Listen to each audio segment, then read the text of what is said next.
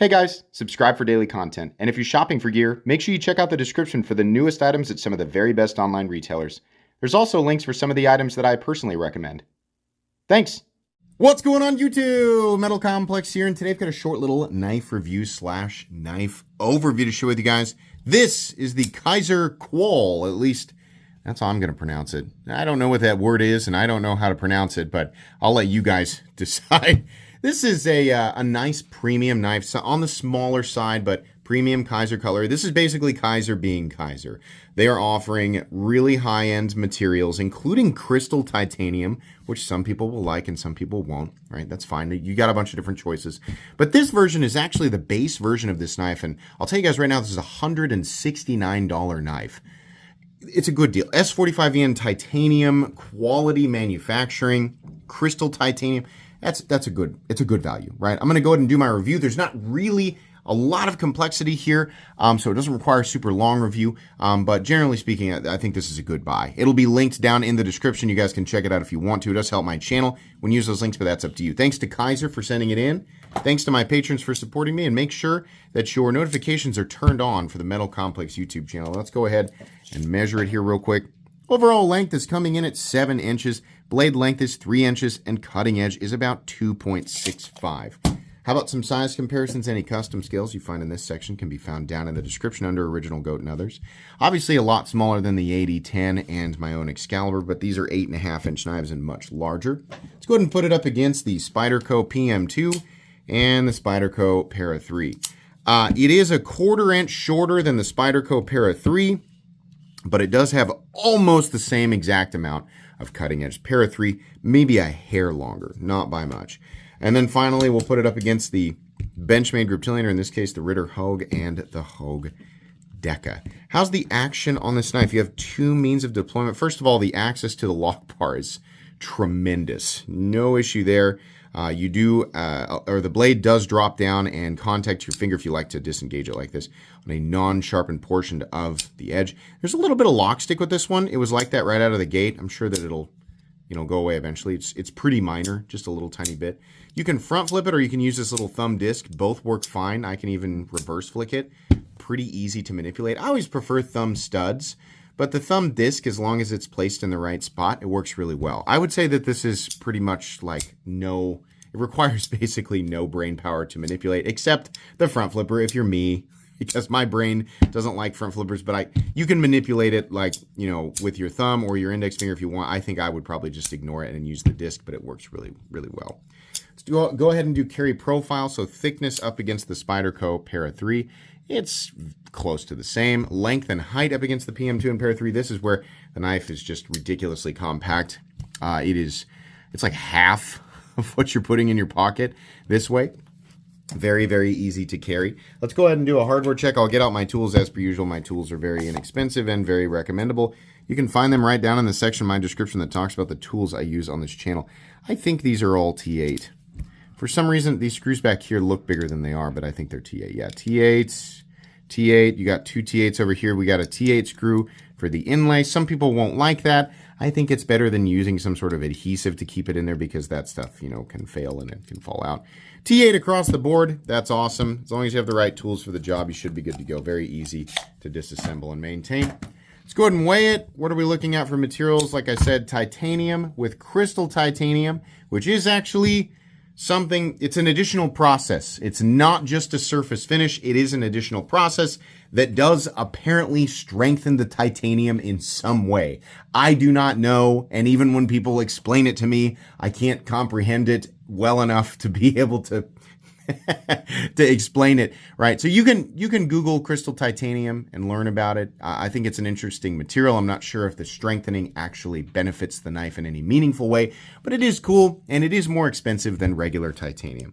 Not as expensive as something like Damascus, and not at all the same thing. Titanium for the frame, crystal titanium for the inlay. We also have crystal titanium for the disc, and we have S45VN for the blade steel. 2.7 ounces. That qualifies it for ultra lightweight, and it also has really, really good ratios. The blade is quite a bit lighter than the handle, though, so your balance is actually way back here. I ran into the I swung my hand into the table in the middle of the night. That's what that is. Yeah, I mean, at this weight, I don't know that the balance really matters all that much. It's very, very light. Let's go ahead and measure the blade stock thickness. This is not a thick knife, either, in frame or in blade. But your blade, come on now. It says no, it doesn't want to zero out. There we go. So the blade stock thickness is 116 thousandths. Okay, meat and potatoes time. Here's what I love about this design. It is a frame lock, but it is a sub frame lock. Like this is underneath the scale here. Now, it is also still part of the frame. If I can get my flashlight, I can show you guys. It is not a separate, it's not a separate piece, but the flashlight might just not be present today. I mean, it's kind of a dice roll. But anyways, I think maybe you can see in there. This goes underneath this inlay. And why does that matter? Well, because an exposed frame lock, especially on a really thin frame, and also one that's got a front flipper, it just doesn't work. I don't really dislike frame locks. In fact, I'm essentially just fine with them. On my own design, the first one anyway, was a frame lock. I don't think it's a problem if you have a wide frame. If you have a narrow frame, you should never have an exposed frame lock. Some people say that the frame lock should be discontinued completely and we should just be done with it. I disagree with that. I think the locking system is fine, and it's also one of those systems that so many people are familiar with. It's just kind of second nature to manipulate them, at least in our community. I mean, if I hand a frame lock to my dad, no matter how many times, it doesn't matter. He starts mashing the lock into the knife. Like, I don't know why people do that, but some people do. That's just what their brain tells them you have to do to disengage it. For the majority of the people watching this video, you know how to operate a frame lock. On a super duper narrow frame, one like this, it just sucks because then there's no way to avoid putting accidental pressure on it while you're trying to deploy it, which makes it harder or impossible to deploy. It makes it impossible to not interact with at all while you're using it. Covering this is a necessity. On a small knife, almost kind of, this category of knife is almost like office carry, even though like a lot of offices would prohibit this. When I say office carry, I think people kind of understand what I'm talking about. Thin, narrow profile, small, simple, almost kind of fancy, right? Light use premium pocket knife. If you're going to do a narrow frame and it has to be a frame lock, you got to cover it. It's a bad design if it's a small, narrow frame and has an exposed frame lock. An exposed frame lock is not inherently bad, but it is bad on a little tiny narrow frame. So that's nice that they did this. I think that was smart. Very cool. This also has a cool look. I like it. I think that the color is going to turn some people on or off. You have different choices, right? You don't have to choose the crystal tie. We have it's a flat ground blade, but it's not completely flat. There's a little bit of a flat up here, but nice and thin behind the edge. This is just a nice, just a good, straightforward, general cutting tool. You've got a little bit of a choke up spot right here, right? It's very easy to reposition your hands to get them comfortable. This isn't like a hand melting ergonomic experience, but there's not really a position holding this knife. I don't know why you do this, but there's no position where I'm holding this knife and it feels uncomfortable. I feel like, all of the different ways that I would hold this, it's all just going to be comfortable enough anyway. The pocket clip sticks up a bit, so in a rough hammer grip, you're going to feel it. That's not terrible though. Edges are chamfered, but this is just a big straight frame, so there's not really any feeling of lock-in. Not that you'd really need it. Edge, nice and thin. S45VN, that's a great steel. It is at least the same, if not slightly better edge retention than S35VN. Same toughness, maybe slightly, so trivial amount difference. It's more corrosion resistant. It's almost as corrosion resistant as M390, which is awesome. S45VN is a wonderful steel, and in my opinion, absolutely superior to S35VN, which is still an excellent steel. S45VN is also one of only a handful of steels that are actually made for pocket knives. We get really, and I do this too, we get really locked in on all the cool, crazy steels. Oh, whatever, Rex 121, there's a million of them. Most of those aren't made for pocket knives. They're just kind of fun. You know, you'll never actually see the extent of those steel's capabilities in the context of a pocket knife because a pocket knife simply won't be put through the paces that those steels were meant to be put through. A lot of those steels are meant for industrial, you know, like, I think, for example, S90V, that's the one I always use, is actually not meant for pocket knives. It's meant for industrial food processing. But it makes for an excellent knife steel, right? Or at least fun. S45VN is made for pocket knives, so it's going to perform well, even when, you know, heat treated kind of okay. You got good geometry and it's S45VN, it's going to be a great steel for a pocket knife. Says Kizer right here, kind of wish they'd make that smaller, but it's not bad. On the other side, we have all of this information. We have Quall and S45VN and the design. It's not bad. I mean, I'm over complaining. I just wish they'd make it a little smaller. It's kind of a blasted titanium frame. A little bit of, you know, like chamfering here. Nothing's contoured. All looks good. Everything looks fine. No backspacer, just a couple of standoffs. That's fine. It doesn't need it. We have a milled titanium pocket clip. Not horribly pinchy. It might get hung up here or there, like bumping this little lump over like your pocket seam. It might kind of get stuck here and there, but it's not bad. We have a stop pin that's located in its traditional position. There's no shouldering, but it doesn't need it. No blade play up, down, left or right. A little bit of lock stick, a little bit, not bad.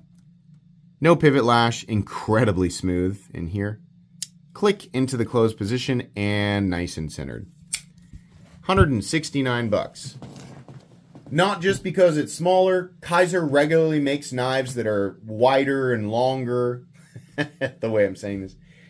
And they're so good about delivering on materials and quality between that $150 to $200 zone. If you are tired, I'm not talking, you know, I have to bring this up still years later. We still have to, you know, acknowledge that a U.S. knife, a U.S. manufactured knife, not assembled here, a knife that's made, like a lot, people will be like, Cobra Tech can do it. How come Cobra Tech only charge $100? Because they're not manufactured in the United States. They're just put together here. China sends the Lego pieces and then someone screws it together, right? I'm talking about actual U.S.-made knives of the exact same materials. You try to make this knife in the USA, it's going to cost more. Not just because U.S., you know, like manufacturing and labor in general. It's far more expensive, right? That's fine. I just don't want to pay those prices. That's fine. Then you buy a Chinese knife because you can get the premium materials for way less. But we have lots of Chinese companies who are like, well, we're just going to charge more because we can. So what do? You give your business to a company like Kizer. Between $150 and $200 and you want premium materials, it is really hard to go with anybody else. You want a U.S. knife in that territory, you go with Kershaw, but you're not going to get titanium and crystal titanium. You're not going to get all that. You're going to get aluminum or micarta with a steel liner and MagnaCut or a CPM 154. That's what you're going to get, which is fine, right? But you want the premium stuff? Well, then you go with a company like Kizer. There's a few of them, right? Vosteed's another good one. I don't want to sit here and name different companies. $169 for this. I think that's a great deal. It's not going to be for everybody. If you want a knife that's on the smaller side, compact, lightweight, it's a little fancy, a little fun, right? You just don't want to pay a massive markup because titanium or because crystal titanium. No. They have one of these with a Damascus inlay, and I think it might actually be M390. That's $300. So if you want something real fancy, you can go with that. But I think this is fine. $169. This is a good, generally recommendable knife. This is going to go in my recommended knives playlist. I think it's good. I think it's a good knife for people looking for this type of thing, but it's not going to be for absolutely everybody.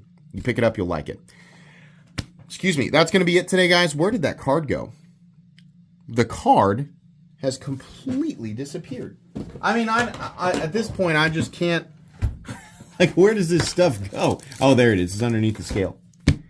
Please make sure to follow me on Instagram at metal_complex. If you enjoyed this video, leave a like. If you'd like to check out my other content, I do, of course, have lots of videos of knives that are either expensive or inexpensive that I do or don't like, so check those out. And if you enjoy all my content, go ahead and click on that Metal Complex logo right there and subscribe because there's definitely more coming. Thanks again for watching, everybody, and have a great day.